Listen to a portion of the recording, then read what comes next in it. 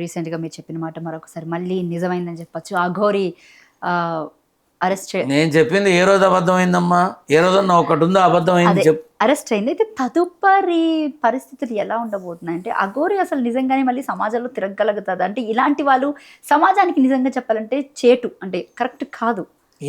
యాక్చువల్‌గా ఏంటంటే నేను చెప్పినవన్నీ కళ్ళకు కట్టినట్టు కనపడ్డాయి. అవును. అవే జరిగాయి. అవును. ఇప్పుడు మళ్ళీ ఏంటంటే ఇప్పుడు సపోజ్ ఎక్కువ రోజులు శిక్ష పడింది. అప్పుడు ఆ అమ్మాయి పరిస్థితి ఏంటి? ముందు పెళ్లి చేసుకున్న అమ్మాయి పరిస్థితి ఏంటి? ప్రేమించి వదిలేసిన అమ్మాయి పరిస్థితి ఏంటి? ఎంతమంది మొత్తం? 5, 6 ఉన్నారమ్మా. బయటకు వచ్చిన వాళ్ళు 2, 3 వచ్చినట్టున్నారు, కానీ వీళ్ళ పరిస్థితి ఏంటి?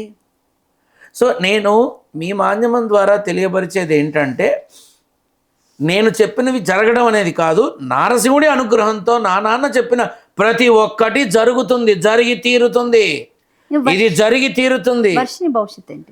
ఏముందమ్మా, వాళ్ళ అమ్మా నాన్నే దిక్కు, ఇంకోటి లేదు. వాళ్ళ అమ్మా నాన్న నమ్ముకుంటే కనీసం జీవితం అన్న నిలబడుతుంది, లేకపోతే ఇలానే అల్లరి పాలవుతుంది, ఇంకోటి తగులుకుంటాడు, అంతే. వేరే ఏం ఉండదు అమ్మ. మోసం పోయేటటువంటి ఆడపిల్లలంతా గుర్తుపెట్టుకోవాల్సింది ఒకటే, మీరు ఒకరిని ఇష్టపడితే అందరికన్నా ముందు అమ్మా నాన్నకి చెప్పండి.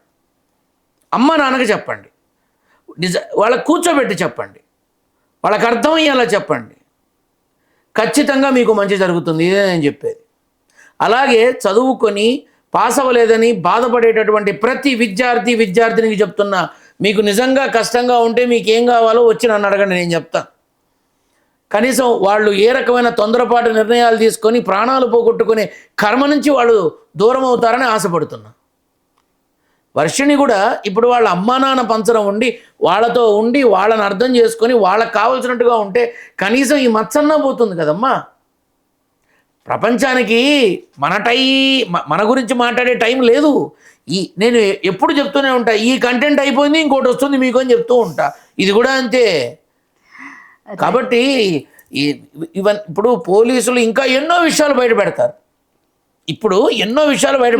అంటే అందరిలో ఉన్న డౌట్ ఏంటంటే అఘోరి అసలు ఆడా మగ? ఎందుకంటే పెళ్లి చేసుకున్న తర్వాత అందరికి వచ్చిన డౌట్ ఇది.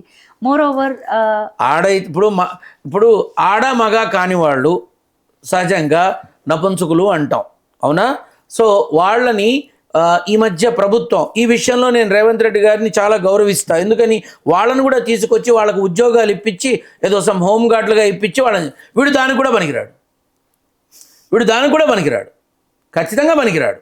వాళ్ళ పరువు తీయకుండా ఉంటే చాలు. వీడు వాళ్ళ పరువు తీయకుండా, వాళ్ళని అగౌరవపరచకుండా, వాళ్ళని ఇబ్బంది పెట్టకుండా వీడు బతికితే చాలు.